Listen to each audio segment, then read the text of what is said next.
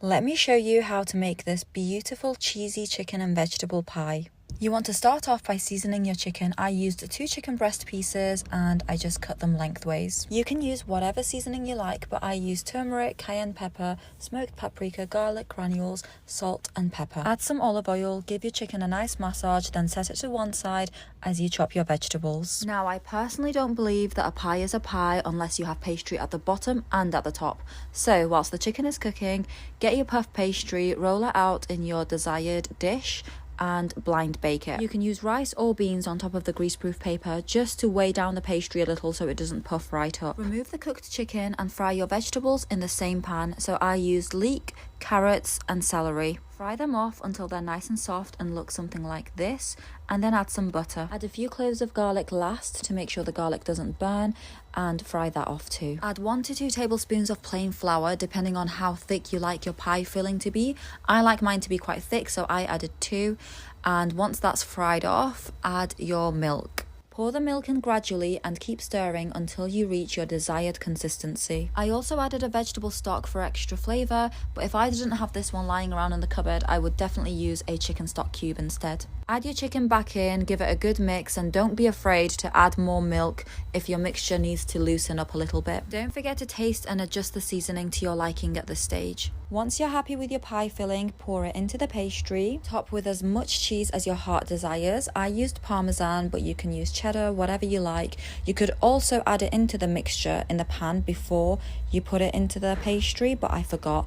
And then the all-important mozzarella slices on top, because that's what's going to give you that lovely cheese pull. Cover with the remaining puff pastry and then give it a good egg wash. Don't forget to create some slits so that the steam can rise up. Make it as fancy as you like and then bake at 180 fan or 200 conventional for around 40 to 45 minutes. And look at that. Now this is why I say I like my pie filling to be thick and not running all over the place, because when you cut into it, it holds its shape. And that's it. I hope you guys enjoy. Today I'm introducing you to what I'm going to call a chocolate brownie cereal pie. I've been doing a bit of a kitchen clear out, so not only did I use the odds and ends of cereal, I was also using any random bits of chocolate that I had in.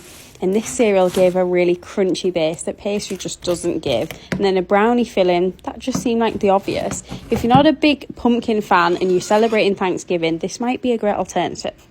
We made these savory beef hand pies for dinner tonight, and oh my goodness, they were so delicious. You guys have to try these. We prefer to use puff pastry for our dough, but I've also used biscuit dough before and it was still really good. So go ahead and dice up 2 small potatoes. Brown up a pound of ground beef and drain off any excess grease. Throw in some minced garlic, some Worcestershire sauce, some Kinder's The Blend, and some Italian seasoning. And then I go in with about a tablespoon of tomato paste. I do not love tomato paste, so I don't like to use a ton, but you can use more or less. Then you're going to add in a cup of corn. You can do any kind of vegetable in this. Those diced potatoes and about 1.5 cups of beef broth. Cover and let that simmer for about 15 minutes. Then you're going to cut your puff pastry into 6 equal squares. Spoon in that mixture. I like to top with a little cheddar cheese.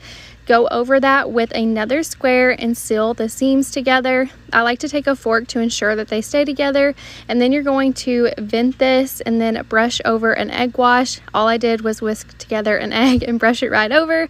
Bake in the oven at 400 for about 25 minutes. These come out so flaky. They're brown on top. They are so delicious. I promise you guys are going to love them. Here's the recipe. Don't forget to screenshot.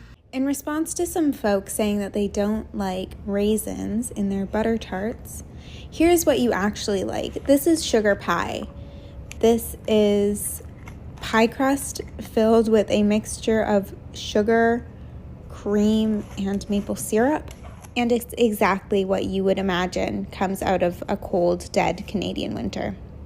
Just rich and sugary. It held up for many days. Even being in the fridge, it still stayed crispy and light. It's officially pie season, so I wanted to share a very simple but very flaky pie crust method. So I start by adding all the dry ingredients to a bowl, the sugar, the salt, and the flour, and I just whisk that up. And then I add in very cold cubed butter, and I kind of just break it up with my hands into little chunks. The larger pieces will be about the size of peas, and then there will be some smaller pieces in there as well. Then I just add ice cold water, 1 or 2 tablespoons at a time, until the dough sticks together when pressed, and it's going to be quite shaggy. Then I pour it out onto a clean surface and press it together. Then I divide the dough in 2 parts and really press it together using the plastic wrap and flatten it into a disc. Then I let it chill, and it makes it a lot easier to roll out, and it also gives the flour time to hydrate. And while you're rolling it out, if there's any cracks, you can always just patch it up. It's totally okay. And I roll my crusts maybe 2 inches bigger than the pie pan, and then I place it in there and gently press it into the pan. Then I like to trim up the sides, and then I fold the dough underneath itself to create a crust, and then I just go around the whole thing to make sure it looks nice, and then I crimp it. I use my 2 thumbs and my index finger, but you could also just do a fork. And these next steps are if you're going to be doing a blind baked crust.